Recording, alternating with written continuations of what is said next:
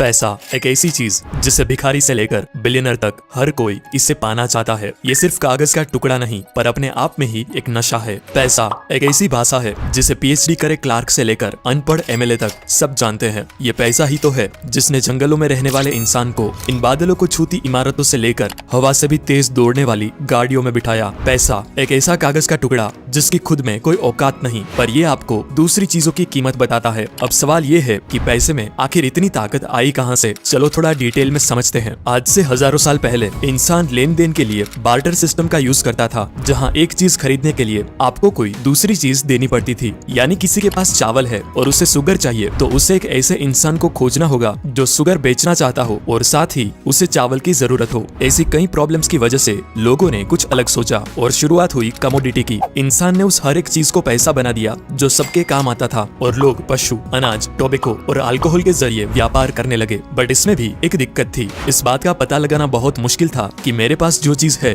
उसकी सही कीमत क्या है। और कमोडिटी वक्त के साथ खराब भी हो जाया करती। खरीदे जानवर मर जाते, अनाज सड़ जाता। अब इंसान को कोई ऐसी चीज चाहिए जो यूनिवर्सल हो और शुरुआत हुई सोने और चांदी से बने सिक्कों की। लेकिन इस दो टांग वाले जीव को इसमें भी प्रॉब्लम थी, क्योंकि वो वजनदार सोने को लेकर घूमना फिरना और साथ ही चोरी का डर। तो कुछ सुनार और दूसरे लोगों ने मिलकर एक उपाय निकाला। उन्होंने लोगों से कहा कि तुम अपना सोना हमारे पास रख दो, हम उसे संभाल कर रखेंगे। बदले में वो सुनार उसे कागज का टुकड़ा दे देता जिसमें लिखा होता कि मेरे पास आपका इतना सोना रखा हुआ है, जिसे IOU कहा जाता। IOU मतलब कि मैं तुम्हारा कर्जदार हूँ, जिसे दिखाकर लोग कभी भी अपना सोना वापस ले जा सकते। सबको ये आइडिया काफी अच्छा लगा और लोगों ने अपना सोना उसके पास रखना स्टार्ट कर दिया। लेकिन फिर कुछ टाइम बाद सुनार लोगों को रियलाइज हुआ कि ये सिस्टम बनाने के बाद ऑलमोस्ट कोई भी इंसान अपना सोना लेने वापस आता ही नहीं और सब बस उस रसीद के जरिए ही व्यापार करने लगे थे, क्योंकि सबको यकीन हो गया था कि रसीद है मतलब सोना भी होगा ही। अब ये चीज समझने के बाद सुनार लोगों को लालच आ गई। अब उनके हाथों से बनी रसीद ही पैसा बन गया था। इसीलिए उन्होंने फर्जी रसीदें बनाना स्टार्ट कर दी।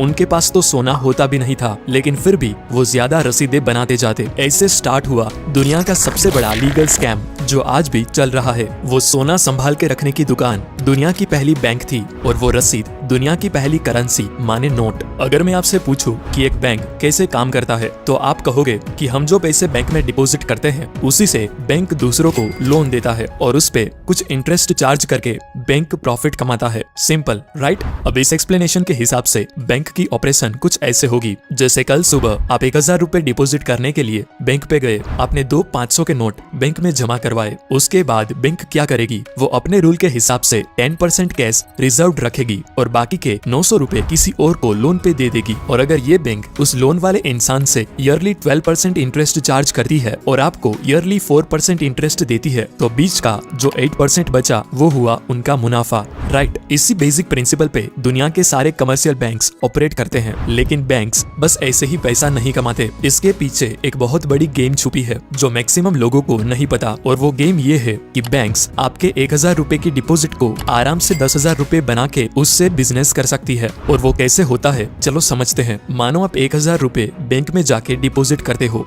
बैंक अपने रूल के हिसाब से 10% कैश रिजर्व रखेगी और बाकी के 900 रुपए किसी को लोन पे दे देगी। पर ध्यान से देखिए यहाँ हुआ क्या। आपको अपने पैसे डिपॉजिट करने के बाद अगर आपका बैलेंस चेक करोगे तो आपको वो ही 1000 रुपए दिखाया जाएगा। और इधर जिस इंसान ने लोन के लिए अप्लाई किया था और बैंक ने उसे लोन दिया वो भी अपना बैलेंस चेक करेगा तो उसको भी 900 रुपए दिखाई देंगे। इसका मतलब आप दोनों के हाथों में 1000 और 900 रुपए की परचेजिंग पावर है, जबकि एक्चुअली उस बैंक के पास बस 1000 रुपए ही कैश है। मतलब उस बैंक ने बस अपने कंप्यूटर पे कुछ नंबर्स टाइप करके मार्केट में एक्स्ट्रा 900 रुपए की करेंसी क्रिएट कर दी, जो कि ऑफ कोर्स वर्चुअल है क्योंकि उसे बैक करने के लिए कोई कैश तो है नहीं। और ये खेल सिर्फ यहाँ खत्म नहीं होता, ये बहुत आगे जाता है। जैसे जिस इंसान ने 900 रुपए का लोन अप्लाई किया था उसने ऐसे ही तो लोन अप्लाई नहीं किया होगा, उसे भी वो 900 रुपए कुछ खरीदने के लिए चाहिए होंगे। और जब ये पैसा खर्च करेगा तो ये पैसा सिंपली उसके अकाउंट से ट्रांसफर होके किसी और के अकाउंट में जाके डिपॉजिट हो जाएगा और बैंक फिर से इस 900 रुपए का 10% रिजर्व रखेगा और बाकी के 810 रुपए फिर से किसी और को लोन पे दे देगा। ऐसा करते करते एक बैंक बस 1000 रुपए के कैश डिपॉजिट को 10,000 रुपए तक वर्चुअल करेंसी में कन्वर्ट करके बिजनेस करती है। आपको लगता है कि बैंक में आपके पैसे सेफ है, जिसे आप जब चाहें जाके निकाल सकते हो, बट ये एकदम सच नहीं है। अगर सिर्फ 20 से 30% लोग भी एक साथ पैसा निकालने जाए तो बैंक आपको आपके पूरे पैसे वापस नहीं कर पाएगा, क्योंकि उनके पास आपके सारे पैसे होते ही नहीं। फ्रैक्शनल रिजर्व सिस्टम की वजह से वो सिर्फ प्रोबेबिलिटी पे चलती है। फॉर एग्जाम्पल, अगर आप इस दुनिया के सारे बैंक अकाउंट के बैंक बैलेंस को ऐड करें और वो 100 रुपए होते हैं, तो उसमें से 10 रुपए से भी कम एक्चुअल कैश में अवेलेबल है। बाकी के 90% से भी ज्यादा बस वर्चुअल डिजिट है, जिसे बस आप अपने मोबाइल या कंप्यूटर स्क्रीन पे देख सकते हो। बॉस, पैसों की इस मायाजाल को जानबूझ के कॉम्प्लिकेटेड बनाया गया है ताकि एक आम इंसान इसे इजीली समझ ना पाए और वो इस सिस्टम में ही फंसा रहे। लोगों को लगता है कि करेंसी और मनी एक ही चीज है, लेकिन ऐसा है नहीं। करेंसी एक मीडियम ऑफ एक्सचेंज है, जबकि मनी खुद वैल्यूएबल एसेट है। आपके घर में पड़ा 1000 के नोटों का बंडल रातों रात कागज हो जाएगा अगर गवर्नमेंट उसे नामंजूर कर दे, क्योंकि वो करेंसी है। लेकिन आपके घर में पड़ा सोने का सिक्का, चाहे दुनिया की कोई भी गवर्नमेंट कुछ भी बोल दे, उसकी वैल्यू उतनी ही रहेगी जितनी वो है।